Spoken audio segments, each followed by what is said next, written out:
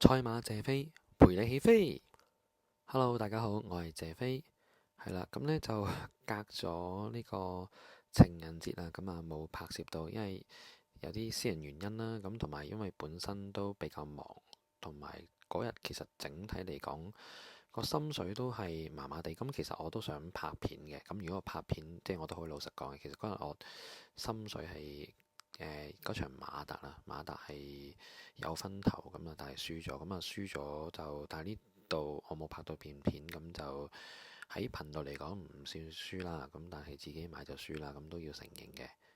咁當初揀馬達嘅原因就係睇翻佢賽績，其實佢千二最差嗰次都係跑第四，咁同埋佢打黃牌都未輸過啦，咁啊當日嚟講其實都有一段追勢，咁但係我見就係比較重磅啦，同埋騎師都唔係好積極，咁就做一個備忘馬先啦。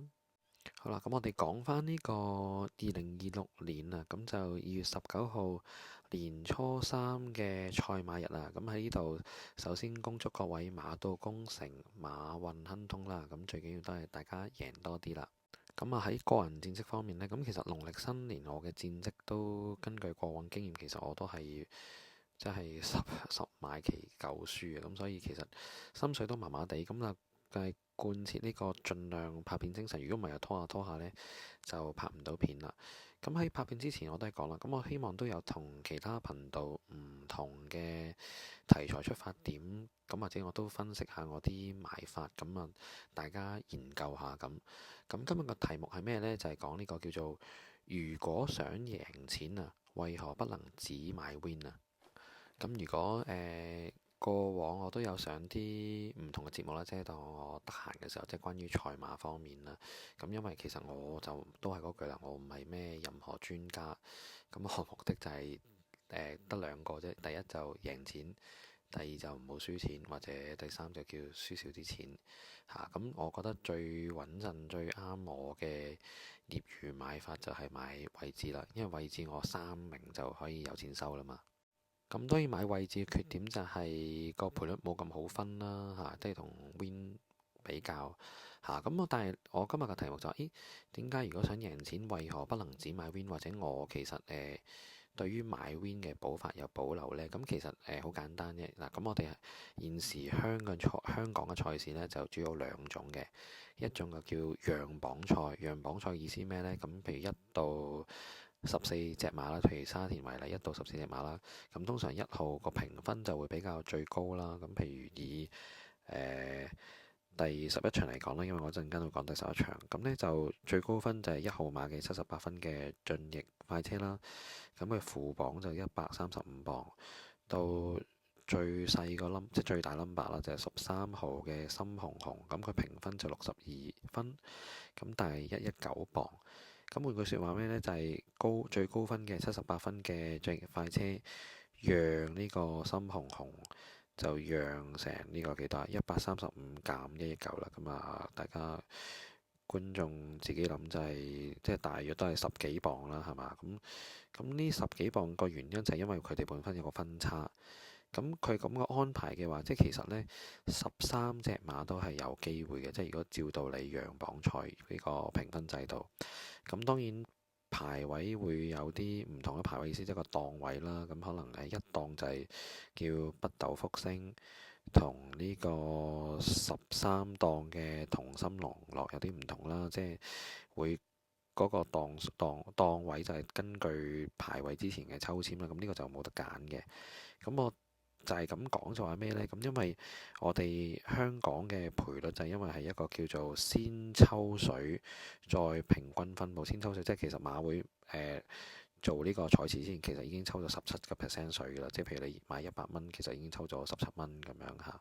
咁所以剩翻嚟嗰啲其實就唔關馬會事。咁其實就係我哋啲馬迷，即係大家就係透過大家嘅心水投注啦。咁啊，最多人買就最熱，最少人買就最冷啦。呢個好合理，即係個浮動制啦。咁我至於話點解買 Win 唔好嘅原因呢，或者叫唔着數嘅原因呢？因為喺讓磅賽嘅制度之下呢，其實就理論上就13隻馬都公平嘅，即係相對公平嘅。當然檔位唔同就可能有少少偏差啦。咁但係理論上公平。咁公平嘅話就我哋叫1/13。其實理論上每匹馬嘅賠率 win 呢，理論上13倍或以上咁先叫合理嘅。咁你話唔係喎？咁有啲又好熱又好冷。咁當然你好熱就係好多人睇好就熱啦，或者冇乜人睇好就冷啦嚇。咁你話呢個就叫基本嘅平均賠率啦。咁但係你留意下，我哋好多時好少啲馬跑出嚟呢，平均賠率13倍，我哋好少或者買翻嚟13倍嘅。咁當然呢13倍係會有調節啦，譬如外國大師傅，譬如潘頓騎啊，譬如布文騎啊，咁可能又會熱啲或者好熱，或者調翻轉哦。如果呢度睇落就都嗰個潘明輝就走咗啦，唔係潘明輝，嗰個叫潘大偉走咗嚇。咁嗌到嗱，可能有機會加州熱浪冷啲，譬如我當20倍、30倍，但係其實個賠率都唔係咁抵買，因為你要13隻馬裏面跑第一呢，其實我覺得都好難嘅，即係如果同位置比嚇，除非我哋叫話咩合理會買呢，就係嗰個賠率比較高或者合理。咁所以如果你留意下呢，我喺啲唔同節目推介，通常我都話譬如一 win 3批或者一 win 9批，或者有時我批就買多少少呢個原因。咁你會問我唔係喎，你買批嘅話，喂你賠得好低喎，有時 cover 唔到個 win 喎。咁如果你大家睇翻呢，其實位置嚟講，除非熱到好似嘉應高升，譬如10個01嗰啲，如果唔係一般，就算好熱門呢，都係12、13蚊嚇，或者真係11蚊嚇，即係好少話10個0半嘅。咁我哋有個叫機會率，就係如果你計個機會率等於你嗰個值博率咁樣嘅計法呢，其實喺數學上嚟講呢，位置係抵買啲嘅。如果佢一個合理嘅賠率，咁我哋簡單稱之為叫海利公式。咁但係我呢個海利公式呢，我就會遲啲再講嘅。咁我哋講翻呢個 win 嗰度，咁因為好多時個 win 呢，13隻嚟講呢，13隻馬裏面都好少平均嘅賠率係13倍，通常都係好熱，熱到可能啲熱門可能係2倍、3倍咁樣，或者4倍，咁其實就唔係咁抵買嚇。你雖然你買中咗就會有4倍嘅收益啦，但係其實你有12個機會係輸嘅，即係如果13隻馬計嚇，你得一次嘅機會贏。咁所以喺嗰個直播嚟講呢，我個人呢就覺得 win 我諗可能少注會好啲嚇，除非你真係有獨家心水，或者都計得好清，或者你計嚟計去係得嗰幾隻馬呢，咁你就可以考慮買 win 啦嚇，即係呢個我嘅睇法。咁第二樣頭先就冇講到，就係我哋香港賽事叫平榜賽啦。平榜賽咩？通常啲一級賽平榜賽，咁亦都係可能1至14號或者1至10號。咁嗰啲就另計啦。嗰啲可能你買 win 會着數少少啦。咁通常你買啲大 number，譬如1號，譬如以2000米為例，可能係浪漫勇士。通常1號都係浪漫勇士，跟住2號就澳遊氣泡。咁你可能買呢啲呢就會着數啲嘅。咁當然佢賠率唔係好分啦，可能 win 係得20蚊或者15蚊。咁但係佢因為一個平榜制嘅話呢，咁你個評分越高呢，就理論上就越着數嘅，因為佢分高嗰個唔使讓分低嗰個嘛。咁所以呢，喺嗰個讓榜程度嘅情況下呢，其實 win 我個人覺得就唔係好抵買，除非你真係睇得好清晰，或者分析得好有心水，或者你有獨家內幕心水，咁你就先考慮買。因為我建議呢，win 其實就少注會好啲。咁呢個就係關於呢個就係講就話點解如果想贏錢呢，為何不能只買 win 啦？咁睇下唔知大家有咩睇法啦。好啦，咁呢就其實都係嗰句啦。咁我拍攝呢個頻道嘅原因都係希望大家認識賽馬之餘呢，都係遠離賭博啦。咁就咁啊，揀咗好多場呢。其實我個人最有心水就係相對就應該係第11場。咁因為我拍攝嘅時間係呢個星期日嘅凌晨啊，即係接近呢個星期一嘅年初一之前嗰晚。咁我暫時都未有任何嗰啲咩狀態資料啊，或者賠率資料啊等等。咁啊，純粹睇呢個速勢圖。咁如果睇速勢圖嚟講呢，就嗰個步速就中等啦，即係叫可追可放，叫做公平啦。咁我哋先睇啲馬嘅情況。咁速勢圖嗰度講就同心龍角就會擺喺比較前啲嘅位置。咁麥文堅其實個騎師都幾好嘅，咁但係呢次就排咗13檔，同埋麥文堅多數贏啲馬其實都係比較前至甚至後上方頭比較少或者唔係咁好嘅情況下，咁呢隻我就未必要住啦。雖然都有唔少嘅報章都有貼嘅。好啦，咁數落就第二、第三位就係頭先就係見到就係呢個佔滿同行啦。咁佔滿同行就潘頓騎，咁其實奧爾文騎咗幾次都唔錯嘅。咁啊，今次就再跑翻1400米，但係睇翻個數據賽績，其實個1400米就未入過三甲嘅。咁所以就如果你買4重彩都要拖咯，但係我就會保留。好啦，咁跟住賽數六就係2號嘅綠野飛馳啦。咁綠野飛馳就幾人看跑，咁啊1400都好啱佢啦。咁就明星馬，咁其實呢場都呢個係正選膽嚟嘅，因為都無論個擺位啊或者個位置人馬都合拍。唯一忌就忌可能係隻磅位咯，即係一加到10磅，咁究竟隻馬可唔可以承受得住呢？咁呢個就一個叫存疑啦。咁好啦，咁跟住數啦，頭先講就係加州熱浪啦，加州熱浪就艾杜拿騎，咁啊無偉傑，咁就我就對呢個艾杜拿真係麻麻地啦。咁多明星馬喺度，咁呢場我就唔會要佢先啦。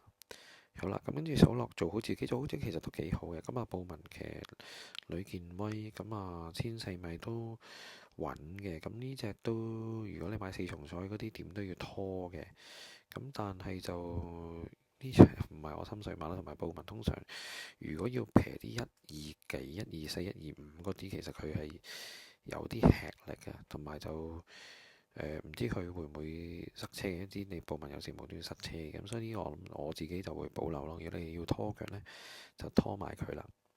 咁然後再數落就係駿馬之光啦。駿馬之光就隻馬應該未得住啊，跑咁多次都未近過，所以我諗都係觀望住先，同埋排住呢個位12檔呢隻我就唔會揀住啦。好啦，咁跟住數落啦，就係呢個13號嘅深紅紅。其實深紅紅就叫做一鳴驚人喎，唔覺唔覺又贏，唔覺唔覺又贏喎。咁啊同楊明綸合拍，咁啊都跑咗2次第一，再前一次跑第三。咁呢隻又係要拖嘅，而家都買4重彩，咁同埋人馬合拍，咁唯一擔心就話會唔會唔夠呢紮馬跑，咁但係初步都冇問題啊！佢一路唔覺唔覺又贏，咁所以如果你買開嘅朋友，你都可以繼續買啦。好啦，咁跟住呢，就今期嘅重點馬嘅推介啦。咁啊，重點馬推介就係呢個10號嘅閃光燈丁冠豪馬房。如果大家上次有留意呢，1400買入楊明綸騎呢，其實都係一鳴驚人嘅，即係沿途都冇乜可能嘅情況下呢，咁佢就走立喺內碟裡面追，咁追之下其實輸個鼻位一個短頭位就輸俾會當凌，咁會當凌再出再贏，咁當日會當凌喺嗰場賽事其實佢就排外檔，外檔係有利嘅，當日嘅內檔呢，全日都不利嘅，咁啊嗰個就算勇者為王都輸，咁所以閃光燈睇翻個賽績同埋個衝勢呢。我覺得三甲點樣有，因為我都係主要買位置啫嚇。咁你另外數落佢贏嗰個第三嗰個至尊，好似再出都跑第三，雖然佢2次都係咩重磅咩頂磅。咁再計翻今次加強咗配搭換巴道，其實巴道守好位啊，或者攞啲位置呢，其實都係幾好嘅。咁雖然近期佢手風唔順，但係如果你大家記得佢由日本拆強完返嚟香港，其實佢都好 fit 嘅，咁所以無論配搭上啊，同埋馬嘅實力上呢，我覺得呢場馬呢隻呢係一個半冷嘅機會嘅，所以就係如果佢位置有20幾蚊，其實我覺得都值得買嘅。咁當然買就按翻量力而為啦，都係好似我上次咁講一個賽後總結，就係如果你買中咗我上次推介嘅天火同人，咁你以後都唔買啦，咁你就保證贏錢啦呢一世。咁你話唔係嘅，咁都想再買少少，咁我嘅投資策略就係話每一次，如果你假設月薪200蚊，就每個財日最多200蚊啦，咁加埋上次嘅盈利180，即係而家你總本金580嘅情況下，咁我建議都係一 win 3 pay 啦嚇，因為始終都係唔鼓勵大家大注啊，咁所以我諗就10蚊 win 30分 pay 市，咁啊當係一個早餐錢，咁啊買閃光燈係啦，咁就當然都係嗰句啦，心水就冇必勝嘅，咁啊自己衡量嗰個風險啦，或者最好都係唔好買啦嚇。好啦，好啦，我哋再睇埋其他馬啦，進翼快車咁呢場嘅78分最高分馬，但係我就覺得135磅都個磅位比較重，咁所以觀望住先啦嚇。咁跟住再數落啦。北斗、福星、田泰安、貴福特，咁今年貴福特就係啲接收啲轉會馬，即係叫轉倉馬就好勁。但係今年新馬其實佢又麻麻地，淨係跑過有一隻馬跑過第2日，其他都麻麻地。咁所以呢隻馬就觀看住先啦，同埋有個流行嘅術語就係田泰安內袋就不要買。咁我唔知係咪真係，因為田泰安就佢通常騎啲中外檔咁啊，大外檔一氣衝成比較好，但係內檔好多時就揾位比較論盡啲啦，除非佢放頭啦嚇。咁所以呢隻我諗都係暫時觀望住先。好啦，咁數落就新力好，新力好其實上次都跑得幾好，無端跑第3，但係前幾次其實都跑得唔係咁好，同埋何澤堯其實今年都係我都成日形容佢都係叫做港巴艾杜拿，咁所以。如果推介嘅話，我諗我就唔推介何澤堯啦。所以其實我有另外一隻當日嘅有隻叫馬鳳凰都有心水，但係上次佢亦都係冇騎過嘅。咁所以如果我作為頻道嘅比較以直播率嚟講，我諗我會推介翻閃光燈好啲。咁好啦，再數落後邊隻叫做金匯千歲艾少禮。咁啊，其實上次都贏得幾好嘅，咁但係升咗班之後，會唔會有影響呢？咁如果你上次中開，你就拖腳啦。咁如果你話未買過嚟買，我諗都係配腳會比較好啲。好啦，然後就3號嘅時尚風趣，其實時尚風趣上次都係冇乜騎過，塞車發育谷。咁佢沙田會唔會好呢？都係成疑咁，所以我呢隻就暫時唔要住先啦。咁歸納咗呢場嘅形勢，我自己就會買一 win 3 pay 閃光燈係啦。咁作為一個投注參考，咁但係嗰句啦，未夠18歲嘅人士呢，咁建議就家長陪同收看，或者就唔好收看啦。咁另外就係話都係嗰句啦，咁啊心水冇必中嘅，咁如果有必中嗰個都係呃你嘅。咁另外就都係量力而為啦，最好都係唔好買唔好投注啦。始終你買呢個100蚊，其實當中17蚊已經係做咗捐款，你實際得個83蚊嚟投注嘅賠出率嗰個賠率嘅。咁所以就以上就係我簡單為大家分析呢個年初三第11場嘅賽事。咁再一次喺呢度恭祝大家身體健康，馬年行大運。咁我哋下次見啦〜